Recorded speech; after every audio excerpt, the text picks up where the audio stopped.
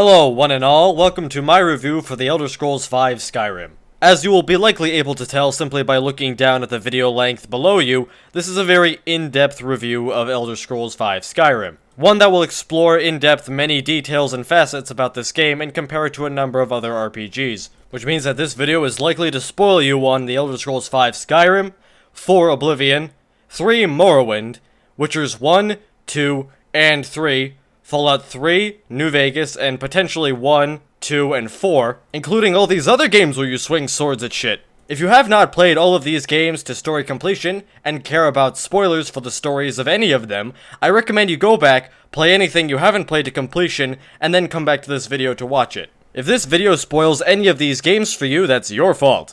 With that out of the way, let's start talking about video games. The Elder Scrolls V Skyrim is the 5th and latest addition to the Elder Scrolls franchise. It was released on November the 11th, 2011, and is one of the most recognizable and highly acclaimed games of the last console generation. So much so that it is known for being actively part of the top 10 Steam sales charts for the last 5 years, which is something that not many games can say. Upon its release, Skyrim was met with incredibly positive critical acclaim, observe here. The 5th version of Bethesda Game Studios' long-running role-playing series is an incredible game, a colossal fictional world that constantly surprises. Even after over 100 hours of play, you'll still uncover quests and items and characters that lead to undiscovered territory and unexpected results. Not only is Skyrim one of the best games of 2011, it's one of the best role-playing games ever made. I've forgotten about the whole role-playing part of the genre. So it's refreshing to play a game like Skyrim that imbues so much effort into immersing you in its world. Quit your job, divorce your spouse, give your child up for adoption. Do whatever you need to do to find the time to play Skyrim. You know how strict my rating scale is. I'm going to give Elder Scrolls V Skyrim a 9.5. I think it is one of the best games I've ever experienced in my life.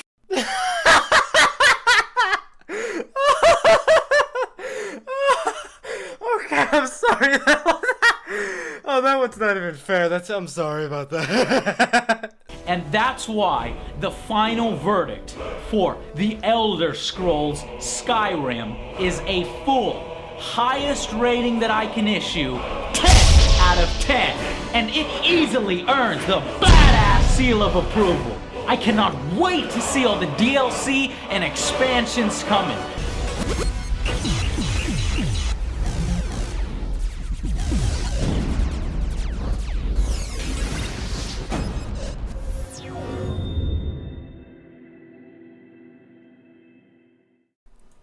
And it is a game that tops a lot of people's best games ever made list. So this begs the question, is Skyrim as good as everybody says it is? And that's what I'm here to do, to answer that question in full to the best of my abilities. And what impeccable timing I have, since Skyrim was just recently announced to have an HD re-release coming to next generation consoles. And now, with all of this introductory material out of the way, allow us to swoop right into Skyrim. Just like the last two Elder Scrolls games, Skyrim opens up with your character having been taken prisoner in some form or another. But does this in the most boring way I can think of. The opening of a game is supposed to hook you into wanting to play it, usually by having something either bad or interesting happen to the player character after any initial cutscenes, and if they don't, at least make the introduction quick so as to not bore the player, which is something every other major Bethesda release since Morrowind has been able to achieve. In Oblivion, the first thing we see after the cutscene is our character in a prison cell, which obviously throws off alarm bells for us because, hey, why are we in a prison cell? Which is enough to keep our attention until the Emperor arrives and starts the real beginning. In Fallout New Vegas, which was at least published by Bethesda, we start off the game in a doctor's office, having been told we got shot in the head, which is obviously another alarming event, since that's not how most people spend a Thursday night. And in Fallout 3, we start off the game being born, which falls more into the interesting category of things, since most games don't start off with the character being born. And Skyrim begins with the player character sitting in a cart, where they can only move their camera around to look at stuff, while being surrounded by a bunch of random dudes who spew jargon that a large percentage of the player base isn't going to understand or pay attention to, because this was a lot of people's first Elder Scrolls game. Being slowly carted down a hill with a bunch of rocks and trees on it. It's boring. The beginning of Morrowind also opens up with our player character being spoken to while also being transported as a prisoner. But within 2 minutes we've been taken off the boat, sent to a census office to file a form for our release, created our character's face, and chosen or made our class. Within 2 minutes, Skyrim has us slightly more down the hill than we were 2 minutes ago. It's not very exciting. And the sad thing is, I can very easily think of one way that would at least add a little bit of spice to this introduction. Shorten the length of the ride into Helgen, and put a bag on the player's head, like a burlap sack. It would immediately be a signifier that something has gone awry for most people, since a lot of people obviously associate burlap sacks being over people's heads with kidnappings, because usually that's what they're used for in media. Which is at least a more interesting scenario than guy on a cart going down a hill, looking at rocks. Once the game decides it actually wants to get started, we're treated to our character customization screen. Then we get on to our execution, featuring the coolest character in the game. For the love of Talos, shut up and let's get this over with. As you wish. Come on! I haven't got all morning.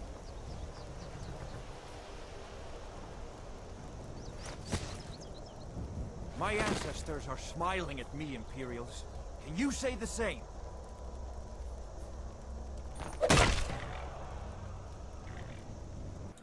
That man is a hero. Let's all have a moment of silence for Nord number 1462. Alright. Once it's our turn onto the chopping block, we have our death intervened by Alduin, who is a dragon.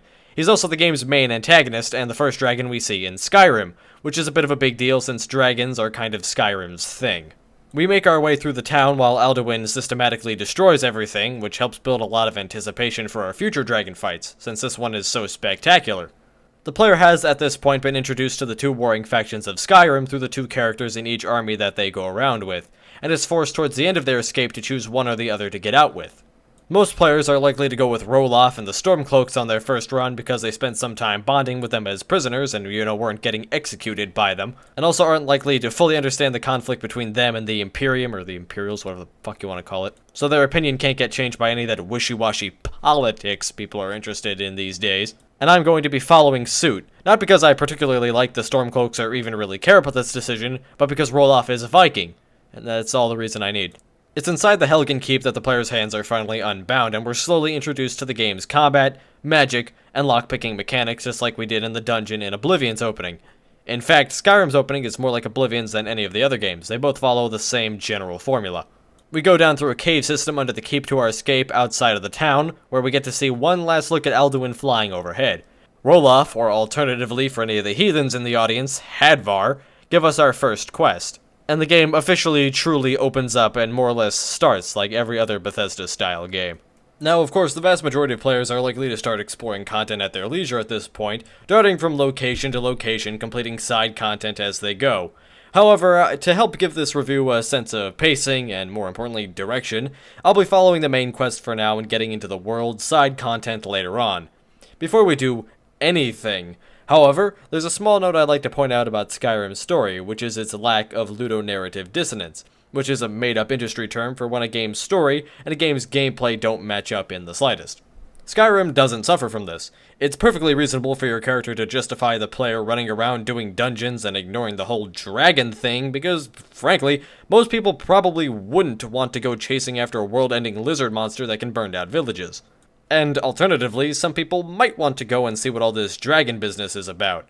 So the story of your character makes sense in either fashion, which isn't true about all Bethesda games or all games in general. To give you an example of bad ludonarrative dissonance, let's look at another popular Bethesda title that I need to stop talking about, Fallout 4. In Fallout 4, the player has to look for their son as part of the main quest, and considering that that's their entire goal for going into the wasteland at all, they're rather desperate to try to find their child. Which is one of those things that people have gotten attached to these days since we don't lose all of them to the whooping cough like back in my day. And it makes then very little sense for that character to then, go around unearthing 45 rounds and cigarettes in 200-year-old ruins that aren't anywhere even near the path they've been told they'll find their kid at. In Skyrim, no such disconnect occurs. If anything, it makes more sense to avoid all that dragon nonsense and spend 20 hours mixing potions, since those probably aren't going to burn down your house. Whether or not you've chosen Hadvar or Roloff, the first quest is generally the same. We've been instructed to go to the nearby town of Riverwood, which very coincidentally happens to house both Hadvar's uncle and Rolof's sister, who hopefully don't get into any fights about their family siding with different armies or anything. That would make the neighborhood potluck a drag. Since Vikings, we're going to be saying goodbye to Hadvar and going ahead with Roloff for the rest of this playthrough. We go down to the town of Riverwood, a cozy little fishing village near a river, and wait for Roloff to catch up and give the news to his sister and her family. While we're waiting for Roloff, I thought I'd talk about a few details about Skyrim that I enjoy. First off, Skyrim has better shantification, which if you don't know what that means, there's a link in the description to a video by Mr. B-Tongue that will help you to explain it, than the game that preceded it, Fallout 3, and we're talking about a lot of Fallout here. Basically, in Skyrim, I never sat down in a town and wondered where people get their food from, because Bethesda answered that question. Skyrim is a game that has been lauded for its immersiveness, so it's good that I never walk into a town and not know how any of the people in many places are subsisting, since they often have a clear source of food and water nearby. Not only that, but extra work was placed to make it seem like each town has an actual community, with jobs that need performing, sometimes different social classes, and daily amenities such as markets. It would probably be a great time to also talk about this game's supposed aliveness that many people like to talk about, but I'll save that for later. Another detail, which is a much smaller detail about Skyrim that I like, is the water. It's got some really good looking water, especially in an era where we don't have any form, yet, of water physics simulations and have to rely on models and textures to show us what liquid looks like. But beyond that, there's a surprising amount of neat things in the waters of Skyrim. For example, you can actually see salmon swimming upstream doing that little jumping thing salmon do. And river rapids and streams will actually push the player and any corpses they leave in the water along like actual water does. Did I also mention that it just looks good? There are a lot of different meshes dedicated just to the water to have streams, rivers, babbling brooks, waterfalls, all kinds of stuff. In fact, I would say most of the water is probably done with a model rather than Bethesda's normal thing where they just set a giant mesh of water at a certain height and use that as the quote-unquote sea level. Alright, now that I've wasted your time by talking about water and lettuce, it seems Roloff's finally come to town and told his sister's family the bad news. Roloff tells the gang about what happened at Helgen, and his sister advises us to go out to the city of Whiterun and warn the local Jarl about the news. Whiterun's only a short walk away, and is another good example of that immersive quality I was talking about with all of its farms and little housing outside of the walls of the city. To get inside of the city, we either have to persuade, bribe, or tell this guard about what happened at Helgen. So far in my experience with Skyrim, I don't remember having seen anybody with more speech checks than this guard. And he highlights one of the major weaknesses of speechcraft in this game. Not only does it now lack any form of minigame, it also lacks any form of feedback as to how well I might succeed in bribery, persuasion, whatever. There's no percentage reading like in Fallout 3, no hard requirements like in Fallout New Vegas, no disposition minigame like in Oblivion. There's just nothing. Speechcraft as a mechanic barely even exists in Skyrim. Sure, there are perks for it, but most of them involve bartering rather than actual speechcraft. And all the same, there's still no minigame to replace the one from Oblivion, which isn't an amazing minigame, sure, but not fixing the problem and just removing it isn't a very good solution. A better solution would have been to come up with a new minigame that was more fun than the last one. For now, we're just going to tell the guard what we saw at Helgen, and he'll grant us full access to the city. We run our way to the castle and meet with the Jarl. The Jarl's having a discussion with his cabinet about what's going on down at Helgen when we tell him the truth of what actually happened. After that, the Jarl sends a small detachment of troops down to Riverwood to help protect it in a small scene that actually features some good politics, which make Balgruuf seem like an actual leader. Balgruuf tells us that we're going to need to talk to his pet wizard, who tells us that we need to go do a fetch quest for some rock he wants from a barrow. But he does this cheeky little thing where he pretends that that's not what this is, but don't listen to him, it's a fetch quest. We head out to the Barrow, which is the first dungeon we get to, and is now the longest stretch of real combat we've had in this playthrough. And while I go through this dungeon, I think it's only appropriate to start talking about Skyrim's combat. To keep it short, I don't think it's the best. However, if I wanted to keep things short, this video wouldn't be this long. The fighting in Skyrim can be divided up into 3 categories that I'll talk about separate from one another. You have archery, melee, and magic. First off, let's talk about the simplest form of combat, archery. Archery combat is based only on bows and uses up both of your 2 hands, which I'll get into later. True enough, Dawnguard did later on add crossbows, but this video isn't about Dawnguard, so for now we're going to say that Skyrim only has normal bows. For a first or third person game like Skyrim, a bow and arrow is a simple concept. Usually you'll have the bow charge a shot to represent how far back the arrow is being drawn against the string, give the arrow a certain travel time, and have it react to gravity, which will eventually bring it down to the ground. Usually not too far away from where you shot it, so it arcs through the sky. All of this combined together so that your bow doesn't act like a gun. These rules make perfect sense because that's how you best simulate a bow and arrow in a video game because that's how they function in real life. But apparently Skyrim did not get the memo. Not only does Skyrim slow down the player's movement to a painful speed, which is another common attribute of video game bows, so it's not that bad, but it also slows down your camera's panning speed for some god-awful reason, which makes holding down a shot a pain in the ass as you struggle against the game to lead fast targets and get the perfect shot. And by fast targets, I mean any targets. I often find myself relying on physical movement to shimmy my aim around because the camera is just too slow to turn. Not only that, but for a reason that I can only assume involves compensating people who can't shoot a bow properly, arrows in Skyrim begin with a very small upward trajectory before anything else, not a straight one. Meaning that in certain cases, if you're like me, and expect the arrow to go, I don't know, fucking down! You'll aim higher than your target, because, you expect the arrow to go, down into them as it travels throughout the air, and miss because the arrow goes too high. I can't think of any good reason besides compensation as to why this exists. Much of which isn't really necessary since zooming and the slowing down of time can be unlocked as perks. And the strange thing is that the movement speed restriction can be removed also via perks, but not the aim speed restriction, which push me towards further keeping my mouse idle and just turning to my movement keys, my, W, A, S, and D to slide my aim around. When you're dealing with first-person shooting controls, it's best not to restrict your player's control of where they can point the camera. So any misses or hits are all on them. Not only can the game not cause them to miss, but if they miss, they can't then blame it on the game. Oh, and did I forget to mention that bows, at least according to the Skyrim Wikia, don't deal damage based on where you hit the enemy? Meaning that you can't get headshots? Which, by the way, makes absolutely no sense considering Fallout 3 has an entire system dedicated to damaging different limbs. Huh? Not only does this make the archery in Skyrim really annoying, it makes it more about how much math you have on your side rather than how well you can shoot. Which is infuriating for an action RPG such as this. I mean, it's not like you're getting rewarded for headshots, right? Here's just a few suggestions that might help improve Skyrim's archery. Basic things.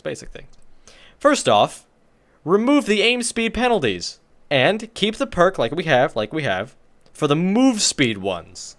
Second off, at the very least, allow for headshots. However, if somebody wants to go the extra mile, allow for differential damage based on all of the limbs on a body, and if you want to go another extra mile, let us, pin people's legs to the ground or something. Third off, the arrow goes down. Okay? Fourth off, arrow types. Where are my fire arrows? My bomb arrows, lightning arrows, magic arrows, anything? Lack of ammo types in both this and Fallout 4, perplexes the hell out of me. Because these games both have a lot of crafting in them, so, why can't I make, moon arrows or some shit like that? For what reason would someone not want their arrows to explode? The second category of combat available in Skyrim is melee combat, which by far has the most amount of weapon types dedicated to it. Because there are a pretty decent majority of weapon types just for melee alone, we're gonna have to fragment this crap even further to talk about each one. However, allow me to first off lay down the ground rules that apply to all forms of melee combat. At our disposal, the player has a light attack, a strong attack, a block, and 4 directional strong attacks. To my knowledge, there's no way to control when you can interrupt enemy melee attacks unless you use a shield bash, but even this technique for me didn't seem to work 100% of the time. I still sometimes got hit even if I shield bashed right before somebody hit me with a weapon, and there's no way to dodge an enemy attack without running away. Your light attack is also easily your strongest tactic. There's absolutely no doubt about it if you're being realistic. The only reasons not to spam light attack are either to break shield blocks or just cause you wanna. There is a painful lack of strategy and skill involved in dealing or preventing damage. It's pathetic when compared to something like The Witcher 1, whose combat isn't nearly perfect, mind you, especially not Witcher 1. But at least ask the player to learn timed patterns to keep themselves alive. And I'm not even going to bother comparing this to something like Dark Souls, because that's just inhumane. Just like archery, it's more a matter of how high a level you are and how good your gear is, which is fine in a traditional RPG, but remember that Skyrim is an action RPG, with real-time combat dependent on your ability to use its mechanics, all of which are unrestricted by things like cooldowns, to deal and mitigate damage as fast and as well as possible so that you can win. It's not Baldur's Gate, okay? And lastly, it should be noted that there are 4 subclasses to every weapon. You have axes, maces, swords, and daggers. The difference between the three being a difference in attack speed and raw damage.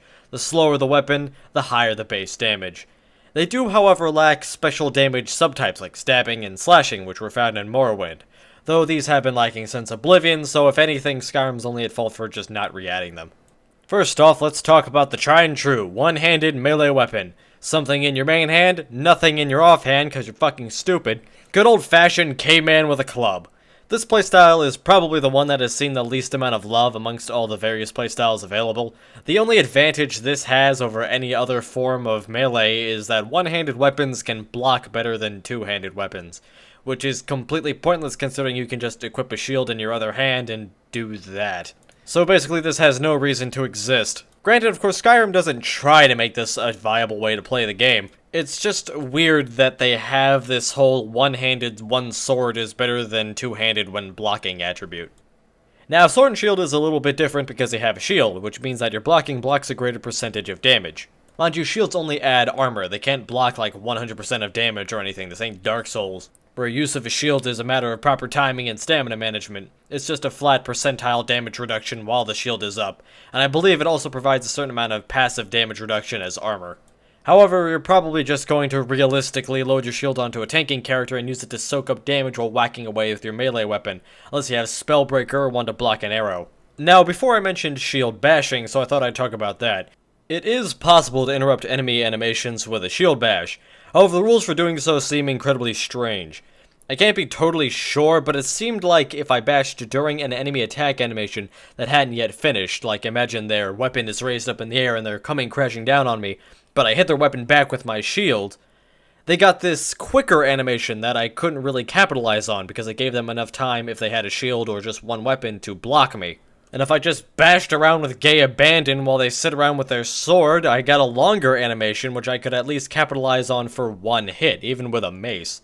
Basically, all this is to say that if you really care about preventing as much damage as possible, you can spam shield block too. And you can double your combo from light attack, light attack, light attack, light attack to light attack, bash, light attack, bash. At least until you run out of stamina, and then go back to light attack, light attack, light attack, light attack.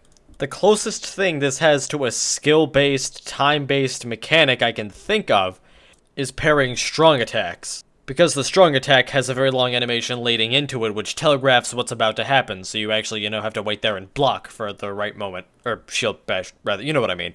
But even this is made trivial by the quick reflexes perk, which slows down time when an enemy attempts the strong attack.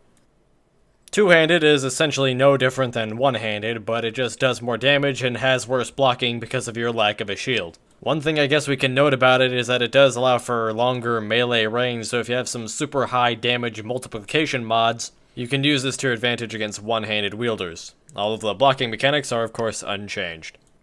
And the final fighting style for melee is dual-wielded with one-handed weapons. First off, let me say that I appreciate the inclusion of dual wielding in this game because running around with two axes is cool. However, the combat for dual wield is even more of a light attack spam fest since you don't even have your shield to block with, and there's no real benefit to swinging in between the two weapons you have. Dual wield, as far as I can tell, is just the same as normal one-handed, just with a vestigial extra sword instead of a shield. You do get cooler power attacks, so that's neat. You've probably already picked up on my biggest problem with Skyrim's melee. It is indeed how little you actually have to manage while doing it. The main problem comes down to how little resource usage there actually is. I'm glad shield bashing and power attacks use up stamina, and more importantly can't be used when you're out of stamina, but honestly this probably just pushes more players towards using light attacks since they don't have to worry about stamina. Once again, I'm going to provide solutions here because that's how things get better. First off, make light attacks not the best, safest solution to all combat problems. If they must stay as such, make it so they have to be performed in some sort of rhythm like in The Witcher. You could even have like combo attacks or something like dual wielding. Secondly, make it so all combat actions, blocking, attacking, whatever, consume some amount of stamina and have some penalty for running out of stamina. Third, give disrupting enemies a dedicated mechanic, like what Dark Souls has for parrying. It doesn't have to be the same, it just has to be something more than spamming shield bash. And finally, give us a dodge. Dodging or blocking is the cornerstone of damage prevention in action games. Either make the shield block all damage, or give us a proper dodge with invincible frames and all that shit. Aside from that, I'm not sure what else could need adding other than maybe other damage types to help with the whole RPG aspect of the game. It's really more the actual action combat itself that's really a drag. And finally, the final form of combat in Skyrim, the magic. The magic in Skyrim is my favorite because of how varied all of the spells are. You have a lot of different spells to choose from.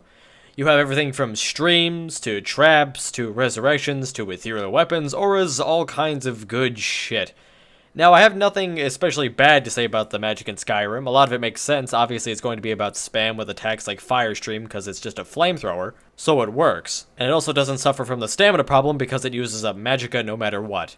And I have nothing to really compare it to since I'm not that well experienced in different kinds of magic systems in games. So I don't really have any major worthwhile complaints except for one major one that I'll get into later on. Magic in Skyrim takes advantage of the new dual-handed combat by letting you assign a spell to each hand like you would with weapons, but if you equip two of the same spell, you often get a special power attack that does something neat with a spell. It's like dual wielding, only instead of having 4 weapon subclasses, you have like 17, and every weapon type does like a completely different thing, and you have like 3 different damage types. While we're here, let me also explain just a little bit of how a lot of these magic spells were made. Trust me, this information will be useful later on. From what I can gather, Skyrim spells are made a lot like item effect spells are in Fallout. Basically, you choose your spell or make up your own, what type of spell it's going to be, and add your attributes to it. The system itself is incredibly user-friendly and very modular.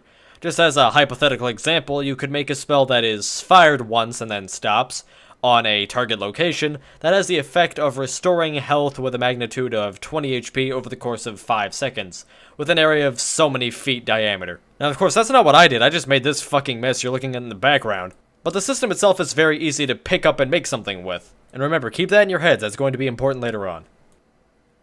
Now, with all the time it's taken us to get through that conversation, we've completed the dungeon and received the Titanite slab. So we're going to head back to Whiterun and give it to the wizard.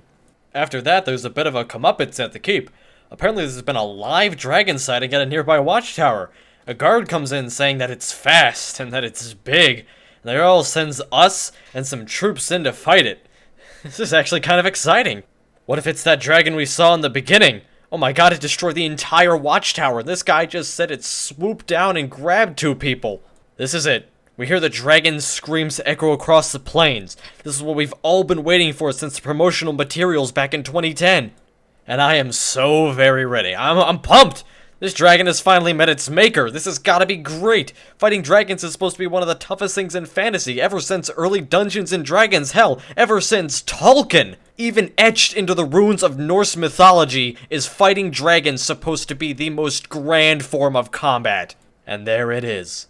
Mimolnir. Not who I was expecting, but either way, let's get into some epic dragon combat! Get up to rock, get up to burn, stand with the pride and burn for your desire.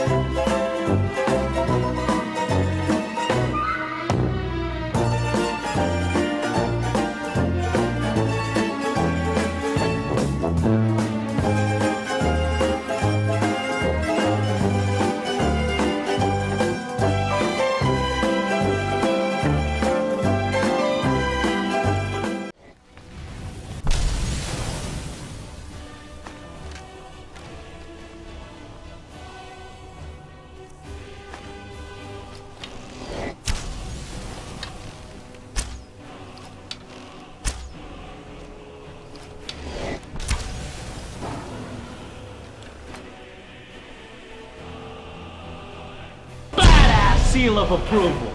Yeah, no. Don't even kid yourself into thinking this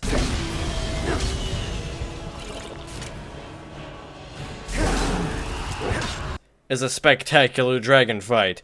This is not. This is an oversized health bar that can fly. You wanna know what dragon fighting in Skyrim really is? It's waiting for the thing to stop doing its breath attack for half of its HP, running around trying to get a melee hit or popping off wordless arrows into the wild blue yonder, then bum rushing and checking health potions once it hits half and swinging your melee weapons at it like your shoulders just got dislocated. You want a good dragon fight? Go fight Calamite in Dark Souls or Grigori in Dragon's Dogma. This doesn't even come close to either of those fights, and here's the reason. Here's the chief problem and sole cause for the issues with the dragons in Skyrim. They're generic enemies. They're not carefully crafted boss fights with unique mechanics or attacks catered to each individual dragon. No, they're calculated by the engine to match your level, made in such a way that they can be chosen from a leveled list of samey, cookie-cutter encounters that change their skin every 10 hours, so they can be spawned in a complete random instead of having to be carefully placed around the map. The problem with the dragons in Skyrim is that they're just another enemy. They're just a big spell-casting lizard that can hop around on rooftops. They're not these devastating world eaters or these city-ruining monsters. And contrasting to what the making of Skyrim wants you to believe, they are not that big for fantasy dragons. They are just so... Especially once you get Dragon Rend and can basically never have to deal with them flying ever again. The worst part is, even, that there are specially named dragons and select dragon spawning areas, and they're still just normal dragons. Think of all the hype an Elder Scrolls player would have to have had, an Elder Scrolls veteran even, would have had to have had, seeing that dragons were finally going to be in an Elder Scrolls game, only to be met with flying salamanders. Either way, once we're done killing Lizard O'Malley over here, we figure out that we have the power to absorb dragon souls. We're the Dragonborn, a hero of myth, able to kill dragons like no other. We can now use the Thuum, which is another new big addition to Skyrim.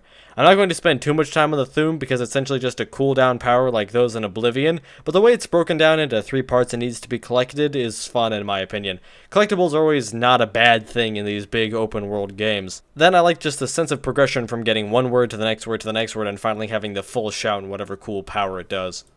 Once we start heading back to tell the Jarl the good news, we get screamed at by a bunch of old people calling themselves the Greybeards, who are summoning us to their fortress. But before we go and figure all that part out, we head over back to Jarl Balin, who rewards us for our kill with the title of Thame and a companion and an axe. Lydia is supposed to be the first companion in Skyrim, which does companions rather differently than Fallout and a bit differently from Oblivion, not to mention other RPGs like Pillars of Eternity.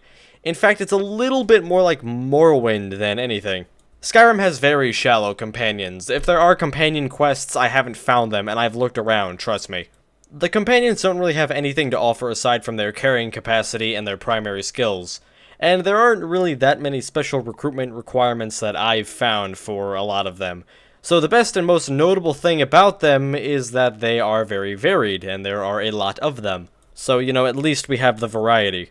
And I'm willing to hand-wave all that stuff just because there are a lot of them, and Skyrim is a special case example that I'll get into later, but one thing I'm not going to hand-wave away is the lack of functionality these companions have. There are no commands for what equipment you want them to have, what distance you want them to keep, what fighting style they should use, nada. Remember how Fallout New Vegas had that nifty companion wheel that expanded the orders you could give your companions exponentially? Yeah, wave that away, that's gone, and there's nothing to replace it.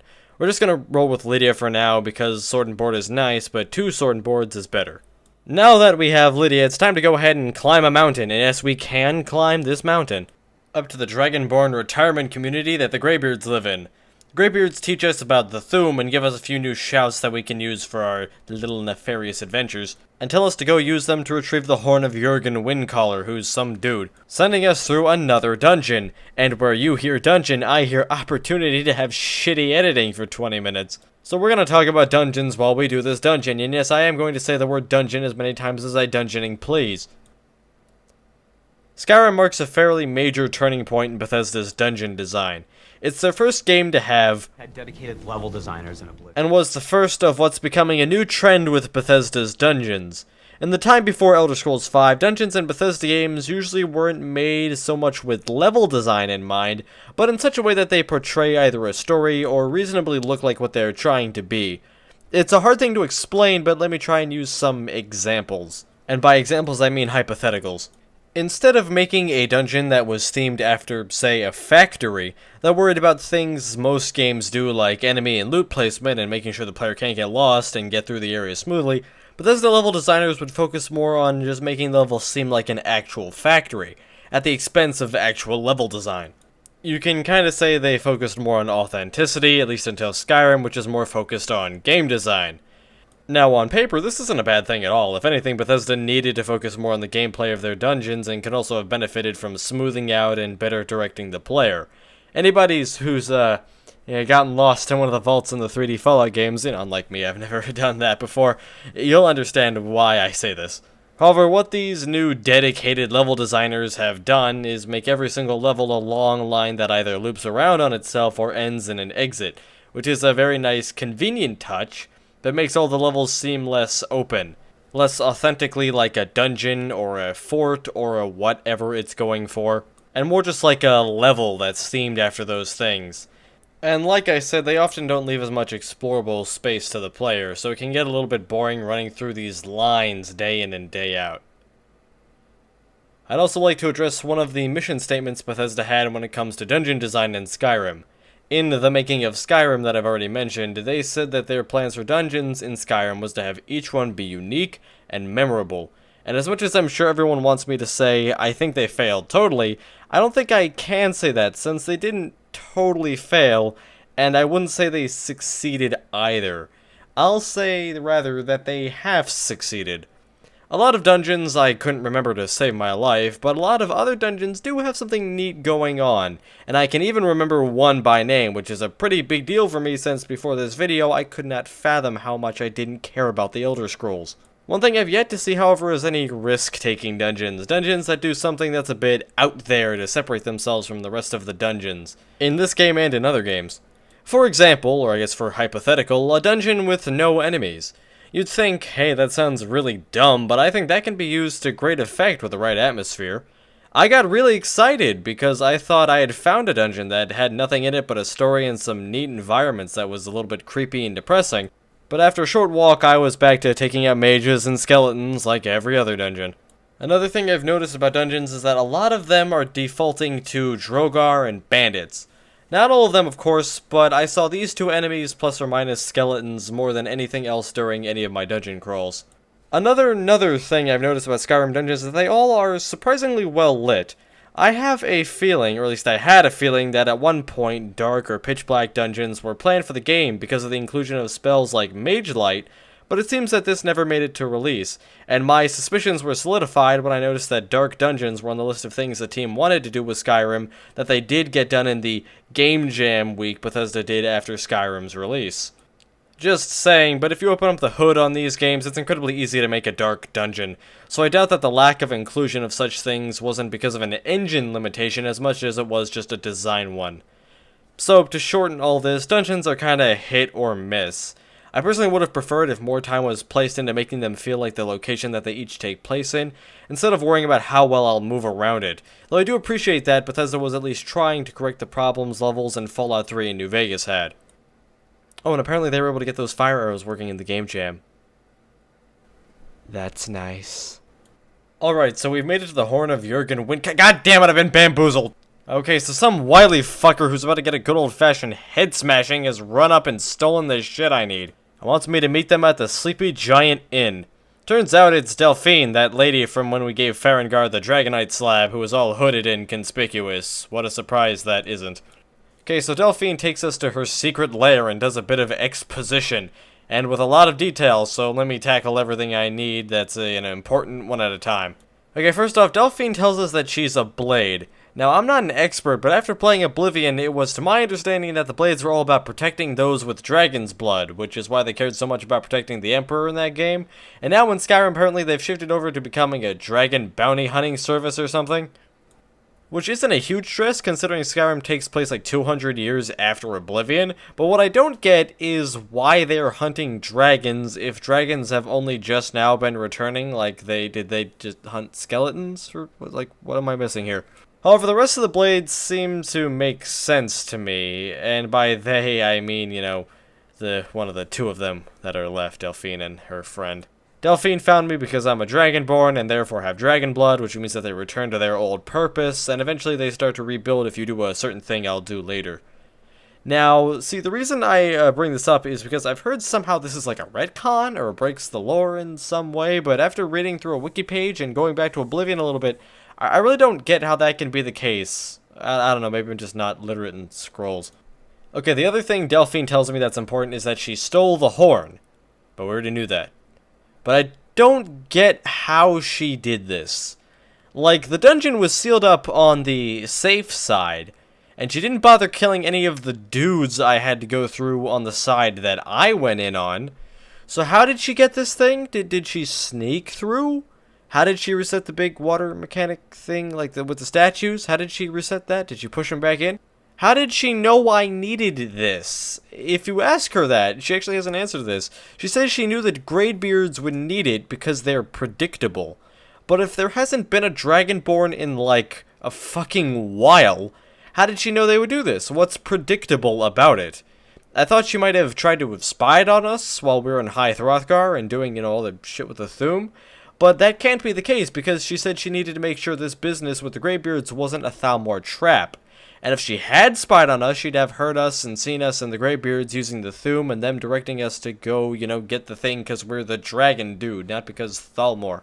Did she, magically know where to go, what to get, and how to get it without so much as leaving a trace? Why would the Thalmor even think to bring out the blades like this with the Greybeards, who would have never have even agreed to... Wait a minute, hold on. Aren't the Thalmor part of the, What was it?